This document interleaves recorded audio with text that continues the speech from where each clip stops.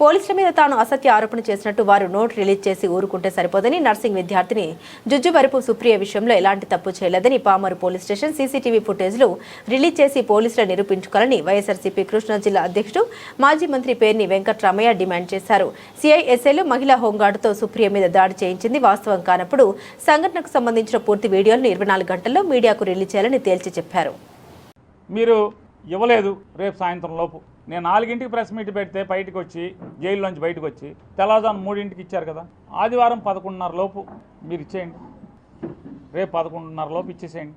ఇస్తే నేను వెంటనే రేపే తప్పకుండా నేను రేపు ఊళ్ళో అందుబాటులో ఉంటే రేపే, లేదంటే కనుక సోమవారం నాటికల్లా తప్పకుండా నేను వెనక్కి తీసుకుంటానని చెప్తూ, అలాగే వారు ఏమన్నారంటే మా సబ్ ఇన్స్పెక్టర్ గారి దగ్గర తేజ ఎవరైతే జుజ్జువరపు చిన్ని ఆరోగ్యం కుమారుడైన సుప్రియ ఎవరైతే ఇవాళ సబ్ జైల్లో జుజ్జువరపు సుప్రియ ఉందో నర్సింగ్ విద్యార్థిని అమ్మాయి, అది కూడా నేరం అంటే వెనక్కి తీసుకుంటాను. ఆ అమ్మాయి నర్సింగ్ చదువుతున్న విద్యార్థిని.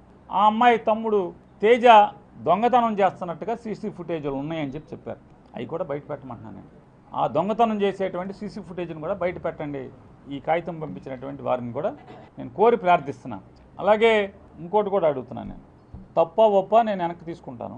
పామరు ప్రాంతంలో ఎవరిని ఏ మనుషుల్ని కదిపినా, విలేకరులను కదిపినా, లేదా ఆటో డ్రైవర్లను కదిపినా, లేదా ఏ సామాన్యుడిని ఎక్కడైనా కదిపినా, బడ్డీ కొట్ల వాళ్ళని కదిపినా, ఎవరిని కదిపినా కోసూరు ప్రాంతంలో, కాజ ప్రాంతంలో, మొవ్వ ప్రాంతంలో, పామర్ నుంచి బందర్ రోడ్లో, పామర్ నుంచి గుడివాడ రోడ్లో పేకాటలు తరచుగా జరుగుతున్నాయా జరగట్లేదా అనేది మీరు ఒకసారి విచారణ చేయండి. ఎవరన్నా పేకాటలకి నిలయం అయిందా అవలేదా నేను చెప్పే ప్రాంతం ఎందుకు అంటున్నానంటే రోజు పెడితే అలరైపోద్ది కదా, జనం వెంటనే మీడియా వాళ్ళు కూడా రాసేస్తారు కదా, ఫోటోలు తీస్తారు, రాస్తారు.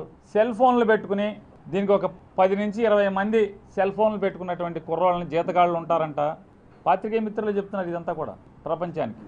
ఆ సెల్ ఫోన్లు పెట్టుకుని దారెంపటి ఎవడొస్తున్నాడు ఏంటి అనేది ఎప్పటికప్పుడు సమాచారం, అటేపు ఎవడో ఆడేవాడు వస్తున్నాడా, ఎవడొస్తున్నాడు ఏంటి, ఇవన్నీ నిరంతరం జరుగుతున్నాయని చెప్తున్నారు. కంట్రోల్ చేయాలి కదా. తేజ దొంగతనం చేశాడు, దొంగతనం చేస్తే ఖచ్చితంగా లోపలేసేయండి, దాంట్లో మేమేమి